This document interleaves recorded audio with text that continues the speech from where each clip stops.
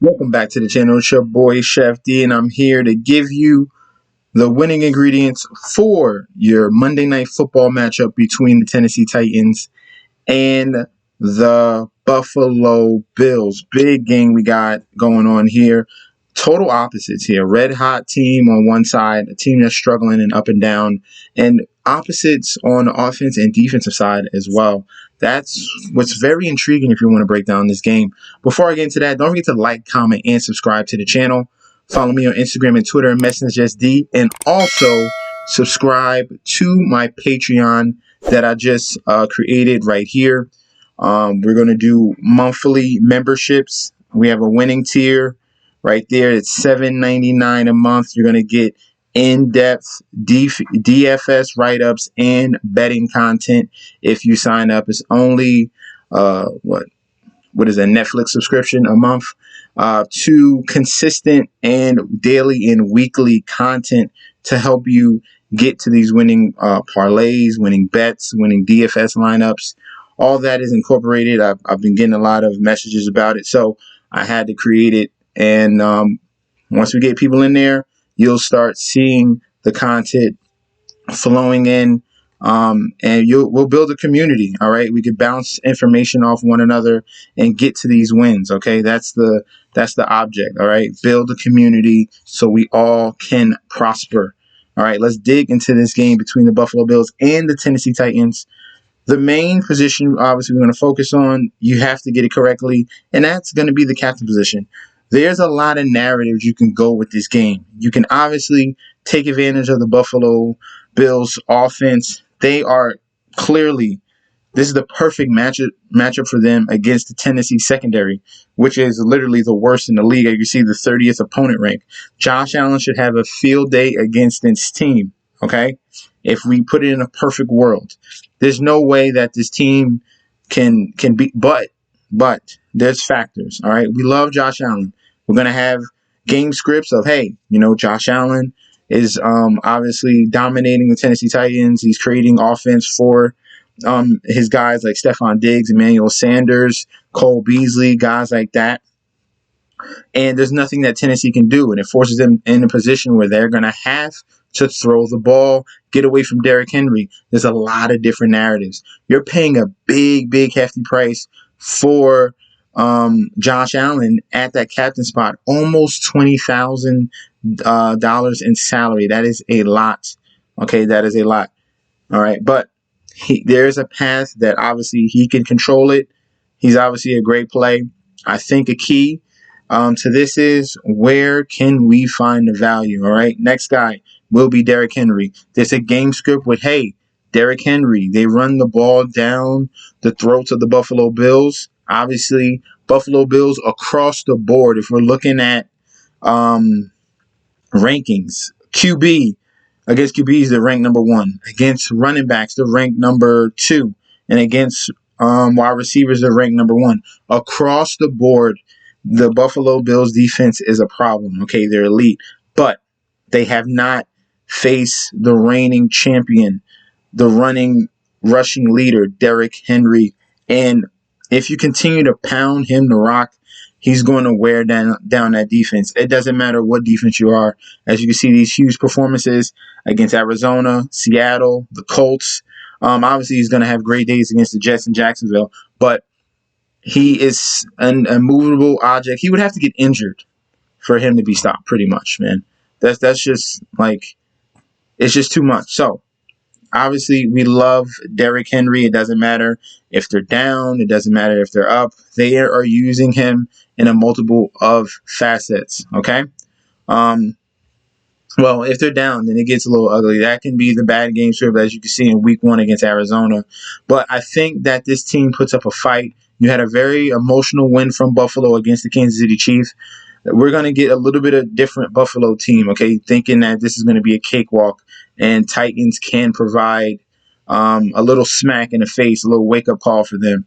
All right, so we love Derrick Henry at the captain spot. We love Josh Allen as well.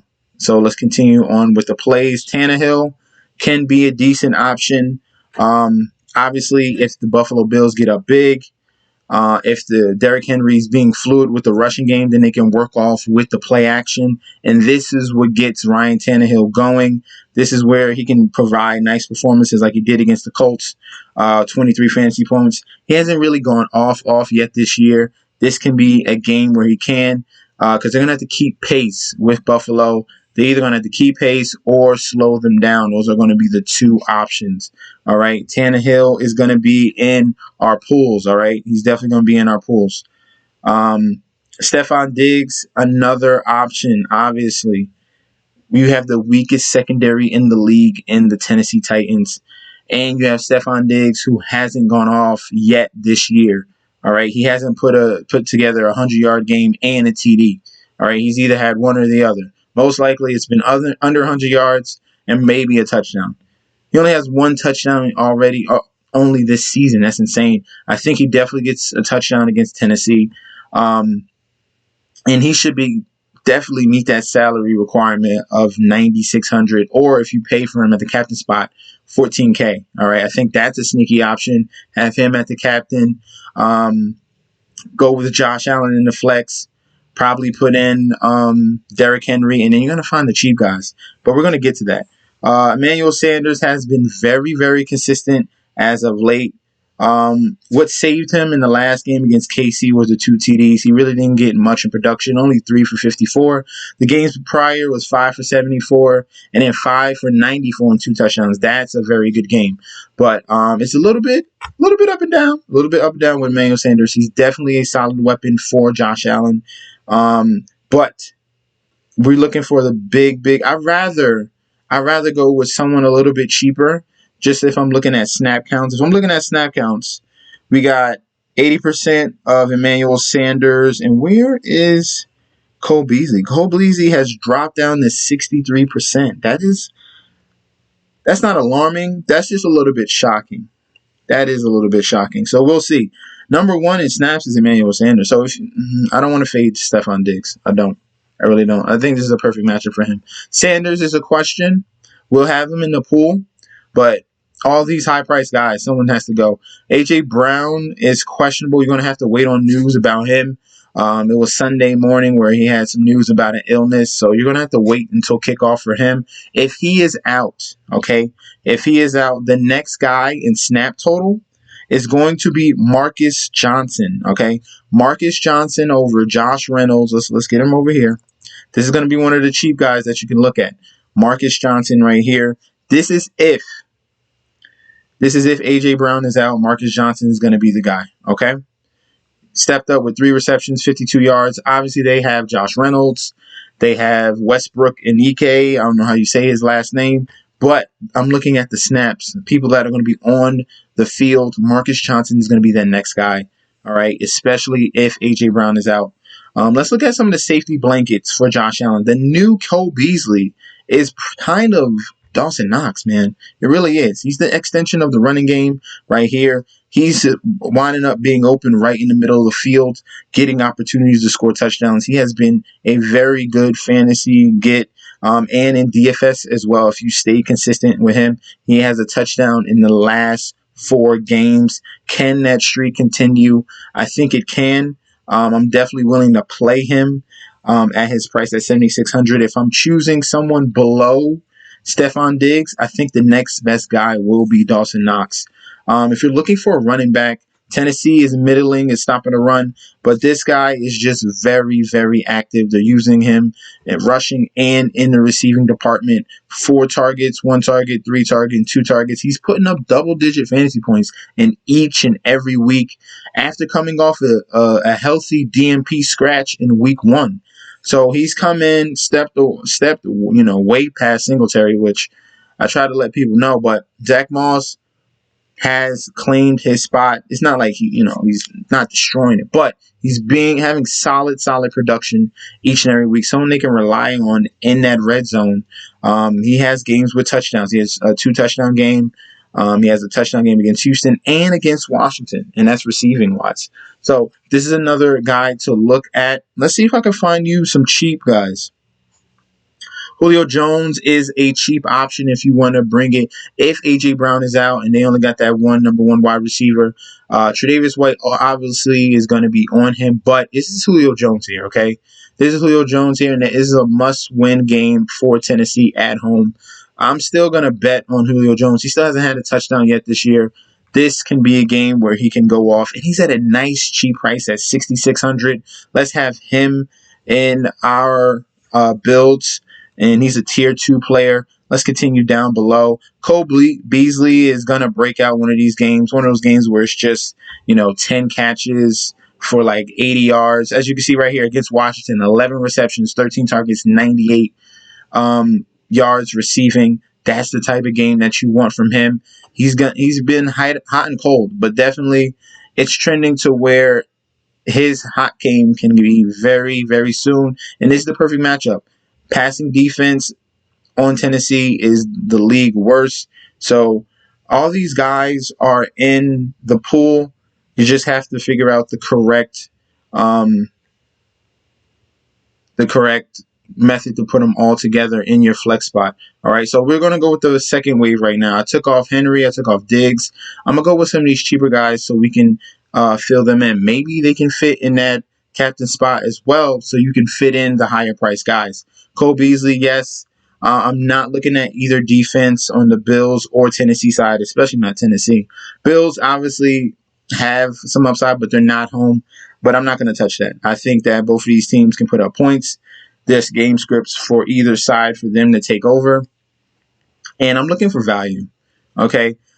Singletary, I'm not putting him in my pool.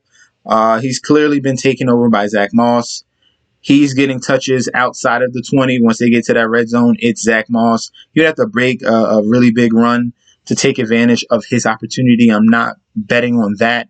The next guy we're going to look at, the tight end for the Tennessee Titans, will be Anthony Firkser. If you want to go with him, he's an okay option. If I'm looking at snap share, Anthony Firkser is a little bit lower. Let's see where he's at currently. He's at only 28%, so I don't feel like I would want him. That's not a high enough percentage for me to go with the snaps, even though he's at a cheaper price. You can go with kickers with Tyler Bass, averaging 10.8 fantasy points, and Randy Bullock with 9.8 as well.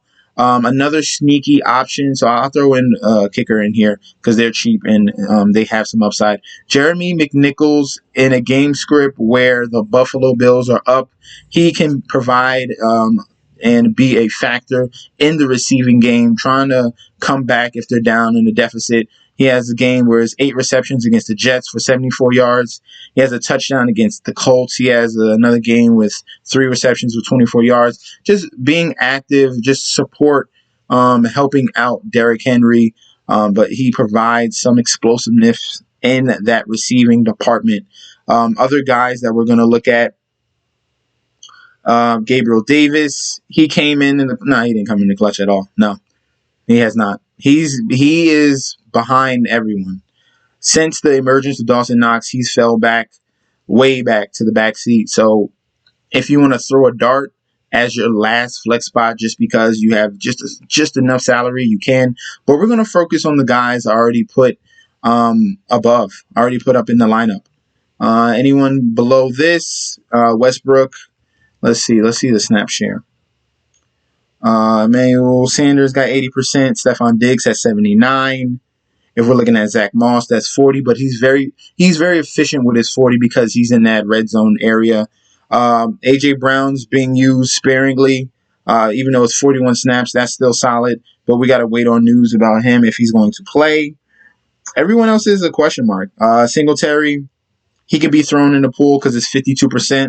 If we're looking at percentage of snaps, it is viable. Other than that, we're not going there. Okay, we are not going there. And then last but not least, we'll throw in Westbrook. He had a 46% snap share. So if we're looking at the bottom of the barrel of guys at the flex position, that's going to be Westbrook, and that's going to be Marcus Johnson, the wide receivers for Tennessee. All right, in a game which most likely they'll be behind, but there is a world that they can control, slow down this game, and utilize Derrick Henry. That's why I love Derrick Henry lineups as captain. I love Josh Allen lineups as captain. I think Diggs has a big game as well. If you want to get really creative, let's just do this really quick. Say this is final. This is a weak secondary, right?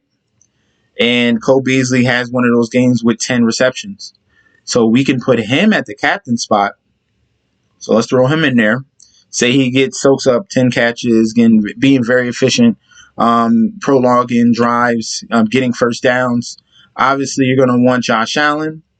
Obviously, you're going to want Derrick Henry. You still have $17,700 left in remaining salary. Say you want to give yourself a little bit of boost. Say that A.J. Brown is out. You can put Marcus Johnson in there. Now, with 2 flex positions, you still have $8,100 left. So you can get creative. You can get you Emmanuel Sanders and go with a Zach Moss. Or you could definitely fit in Julio Jones and then still fit in a Stefon Diggs. All right. Or if you cut Marcus Johnson, make sure you fit in Ryan Tannehill to go with Julio Jones. So you can get really, really creative with this. But I'm going to stick with the guys that have I see that can have big games if we're looking at matchups. So that's going to be Stefon Diggs. That's going to be Derrick Henry, Josh Allen. And obviously if A.J. Brown plays, he'll be my next guy at 4. But that it depends on if he plays, because it's going to put Buffalo in a predicament where they're going to have to choose Julio Jones or A.J. Brown. You can't guard both. All right. One of them are going to go off. All right. You got to make a decision. So let me know in that comment section down below if you have another captain that you prefer. I have a solid 4 that I really do like. And then the rest of the flex guys, I have some cheap guys for you. Marcus Johnson, Westbrook, and Ike. And even Devin Singletary because he gets a high snap share. But let me know in that comment section below. Don't forget to like. Don't forget to subscribe. Follow me on Instagram and Twitter at MessageSD. And also subscribe to my Patreon. The link will be down below. All right. Thank you guys for tuning in. Peace out.